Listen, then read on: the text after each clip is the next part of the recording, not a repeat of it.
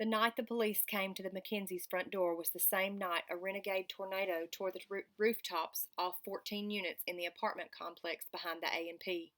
It peeled them right off like an old brown banana skin, and no one saw it coming. On that particular night in early August, the sky was the color of an oxidized penny, and the air was deathly still. Michael answered the door because his mother was at the mall and his father and Josh were right in the middle of jeopardy. Even a tornado advisory, had it bleeped in the bold white letters across the bottom of the screen, would not have interrupted their game. Michael knew the two men who stared back at him through the screen door. The younger, dressed in jeans and a t-shirt, was Doug Bull. He had been with the police force for only a year.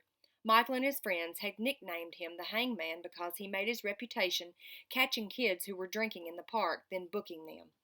Sometimes he waited, patient as a cat, in alleyways between the shops in town so that he could nail kids for speeding down Main Street. The older man, a man about Michael's father's age, wearing khaki slacks and a Madras shirt, was Ralph Healy. He had been a sergeant on the police force as long as Michael could remember. At the sight of them, Michael's body grew rigid. He stared at the two men as if they had just announced their plans to torch the Mackenzie house and everyone in it. "We need to ask you and your family a few questions, Mike," Sergeant Healy said. He had his head tipped slightly to the side, eyes narrowed. Michael knew he was being sized up. "They're watching Jeopardy," Michael said, acutely aware of how stupid he must sound. "It'll only take a couple of minutes," Healy assured him. "Strictly routine." And because there didn't seem to be any other course of action, Michael stepped back and let them in. Josh was so engrossed in his program that he didn't even look up when they entered the living room. "Just talk loud," he told everyone, not bothering to turn the sound down on the TV. But as soon as the men announced they were there about the Ward case, he grabbed the remote and the TV screen went blank. Michael thought about going up to his room and letting his father handle the police, but he was afraid it might look suspicious. Besides, Ralph Healy had said he wanted to talk to all of them, so Michael took an inconspicuous seat in the corner of the room. Josh merely stayed in the same place on the floor, except that he now faced the other direction. Doug Bull made himself at home on the couch without being asked, but Sergeant Healy extended his hand, squeezing Tom Mackenzie's in a hearty shake. "Sorry about the intrusion. Forget it. Have a seat." Michael's father pointed to the empty space next to Doug Bull. "I heard you guys have been asking questions around the neighborhood." Ralph Healy leaned forward, hands folded, elbows balanced on his thick knees, and nodded. "The guys from Picatinny finally zeroed in on the area where the bullet was fired from. They narrowed it down to 4 blocks. "So you think somebody from this neighborhood shot that gun?" Tom Mackenzie rubbed the palms of his hands along his thighs. Healy looked grim.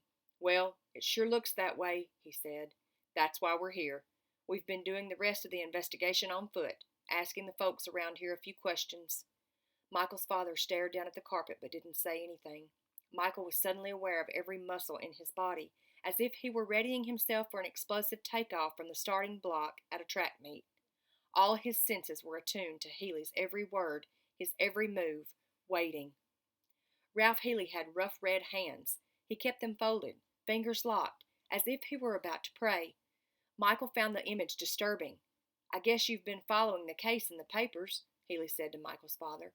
"Everyone in town has," Josh volunteered. "I mean, man, this is so cool. A murder right here in Briarwood." Then he looked over his shoulder at Michael and gave him a sly grin, hinting that he knew something.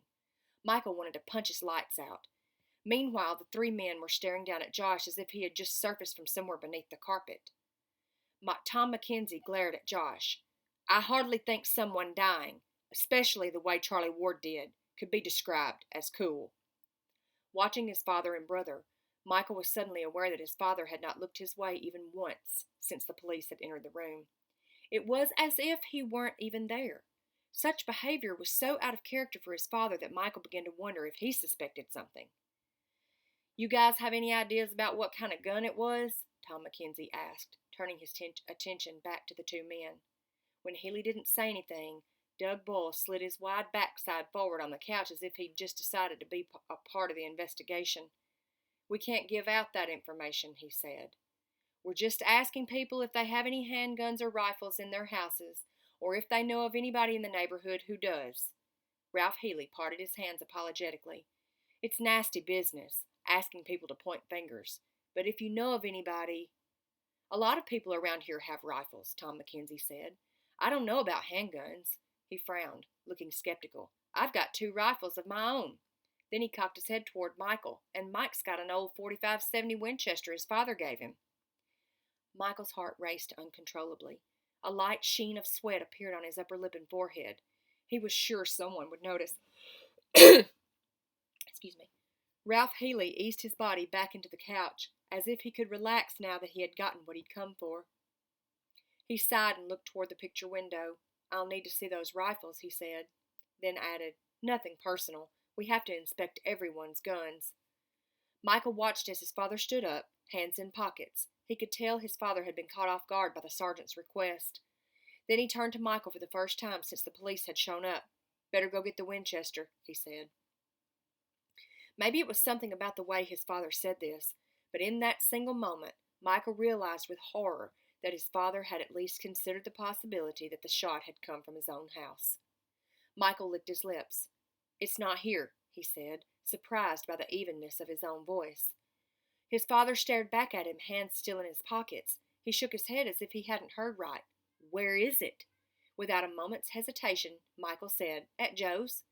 His father continued shaking his head. He seemed bewildered. What's it doing at Joe's?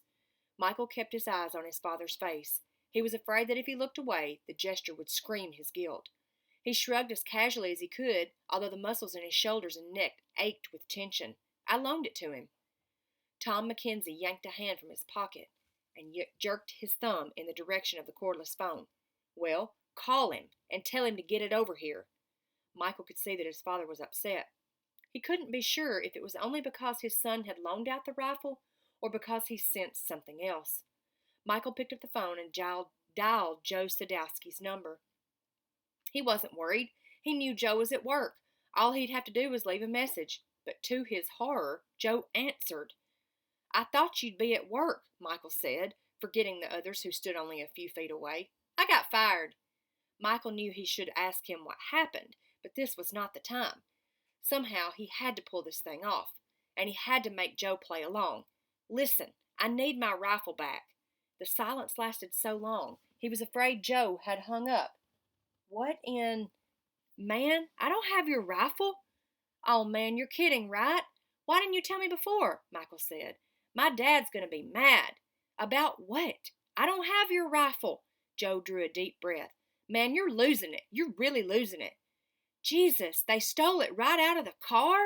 The desperation in Michael's voice was convincing. He was desperate, but not for the reasons the men standing behind him in the living room believed. Tell him to find the gun and get over here, Tom Mackenzie said loudly. Now! Was that your old man? Joe asked. He's standing right there. What the... Michael looked over at his father. He can't, Dad. It was stolen. Tom Mackenzie raked his fingers through his hair. Stolen? Who stole it? He doesn't know. It was in the back seat of his car. Somebody broke in, took his CD player and the rifle. Ralph Healy took a step forward, coming within a foot of Michael. Did he file a police report? Who was that? Joe said from the other end of the phone. That wasn't your dad. I don't know, Mr. Healy, Michael said. Then to Joe, did you notify the police? The cops are there? Oh, man, we're screwed. Michael kept his gaze steady as he looked at Healy. He says it just happened last night. He hasn't had a chance to file a report yet. Mike? Joe's voice was barely audible. Yeah? Meet me at the park in an hour. Then he hung up. Michael pushed the off button on the phone and laid it carefully on the table. I can't believe he didn't tell me before now, he said. That Winchester belonged to your grandfather when he was a boy, his father said. Michael could see he was angry. Dad, I'm sorry. What were you thinking? Loaning that gun to an idiot like Sadowski. Ralph Healy interjected a light cough. Well, maybe you could just show us those other 2 rifles for now, he said to Tom Mackenzie. Then he turned to Michael. Don't worry about your Winchester. We'll track it down.